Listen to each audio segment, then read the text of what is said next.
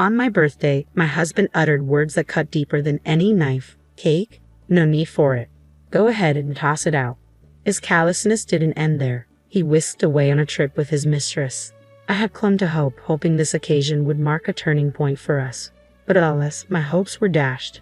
I really don't think I can continue living with you anymore, I asserted. Understood, he replied coolly. In that case, I'll do as you said. Throw out the cake, and I'll throw out something else that's important to you as well. With a chilling resolve, he continued, prepare yourself because I'm going to discard the thing that is most unnecessary to me.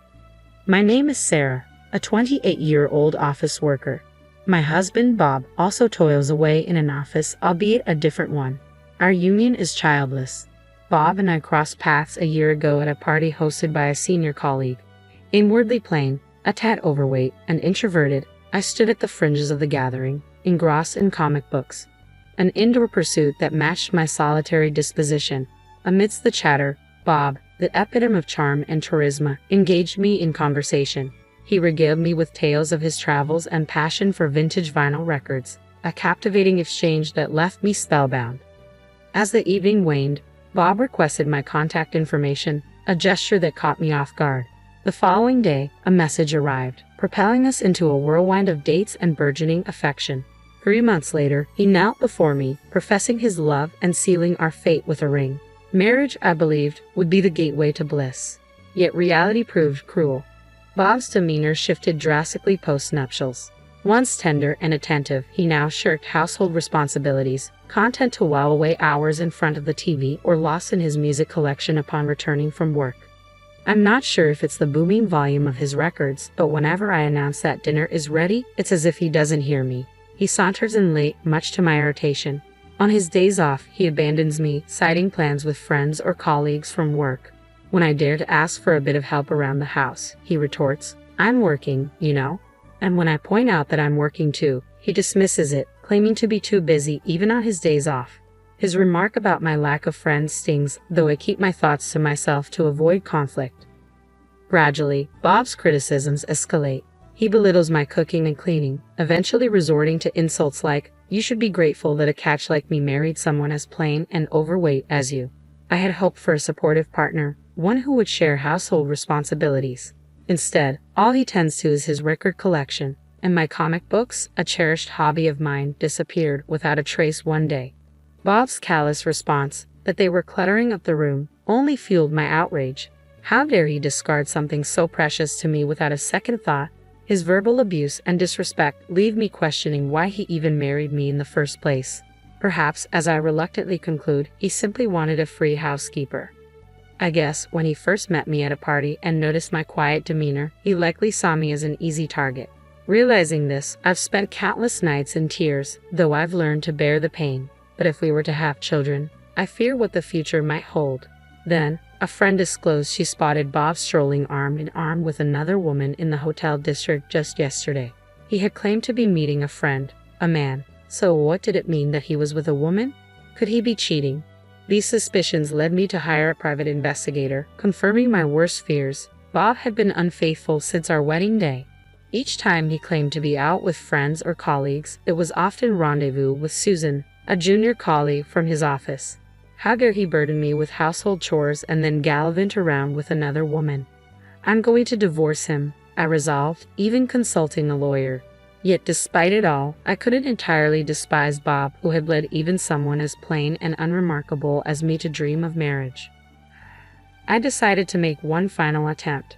My birthday was approaching, and if Bob would celebrate with me, I'd hold off on the divorce. Do you remember what's coming up this Saturday? I asked him over dinner. His oblivious response shattered my hopes once more. Saturday? Is there something special? He mumbled. It was then that I reminded him, it's my birthday. With a feigned enthusiasm, he agreed to mark the occasion. But as the eve of my birthday arrived, during dinner, Bob abruptly remarked, I have a business trip tomorrow. What?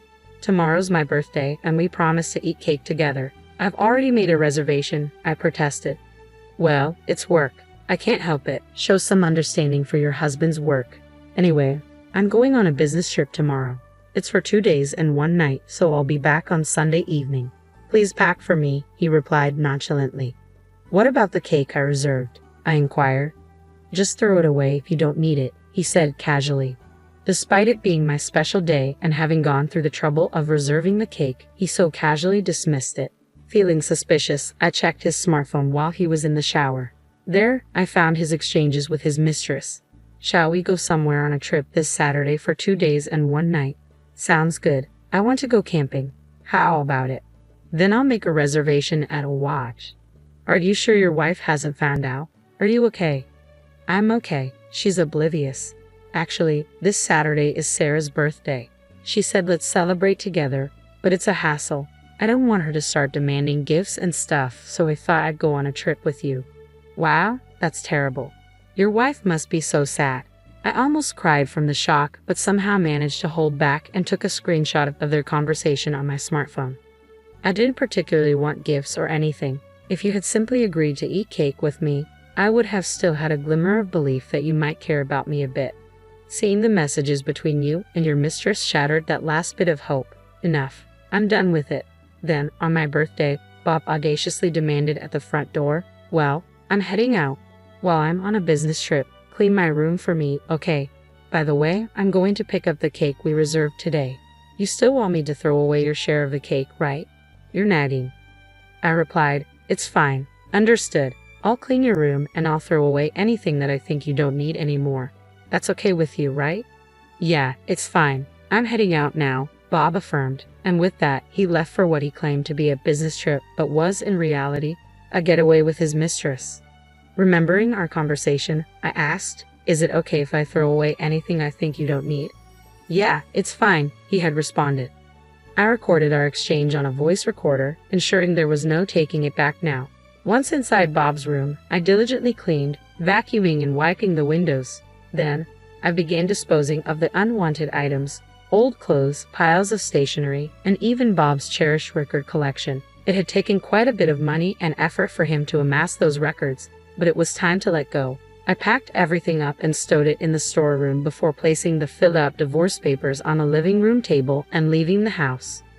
Now, it was my birthday, and I intended to enjoy it to the fullest. I picked up the reserved cake, then booked a room in a luxury hotel I had always wanted to visit.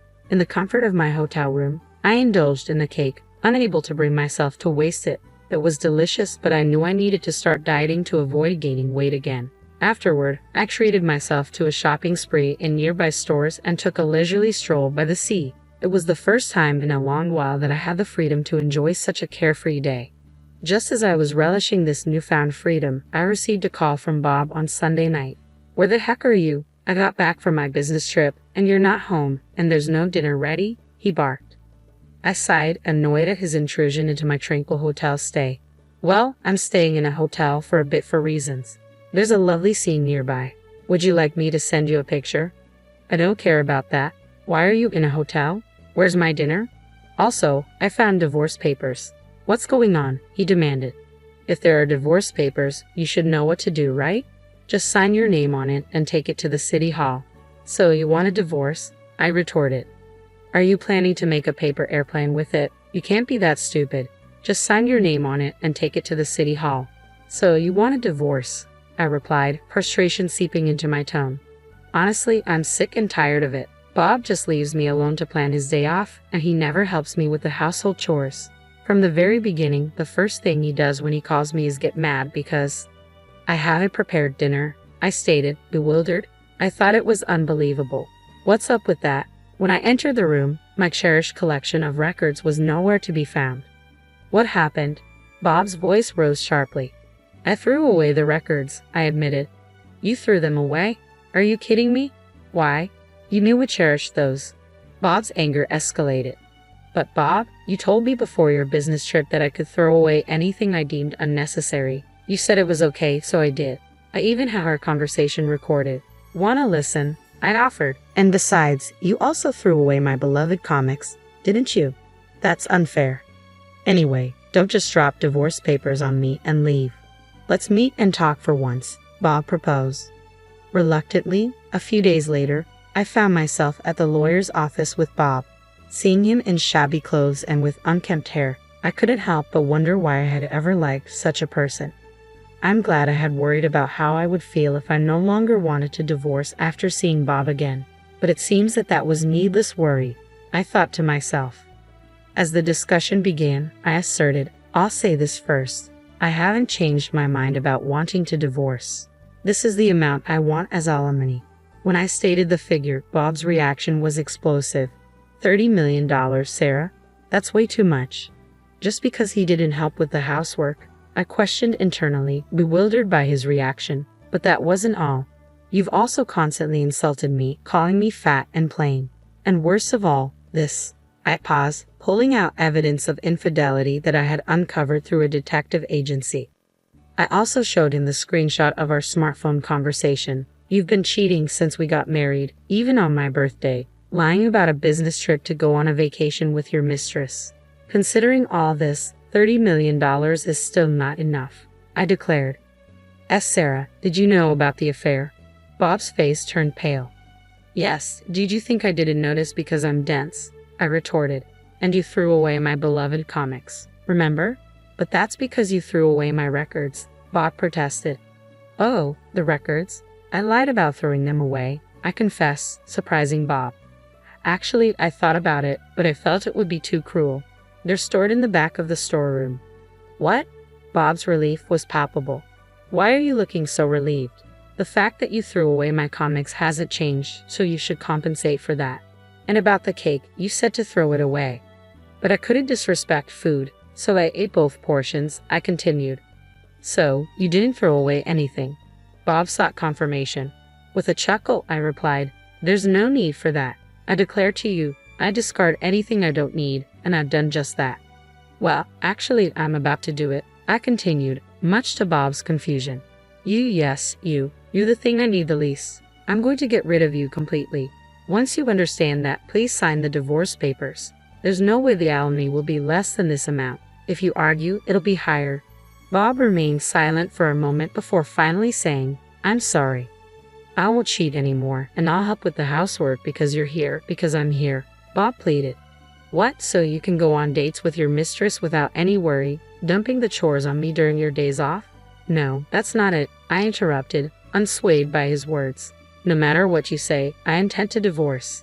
I don't like holding onto trash because I'm a neat freak, I retorted firmly. After I said that, Bob fell apart, stammering, I'm trash. His expression at that moment was priceless.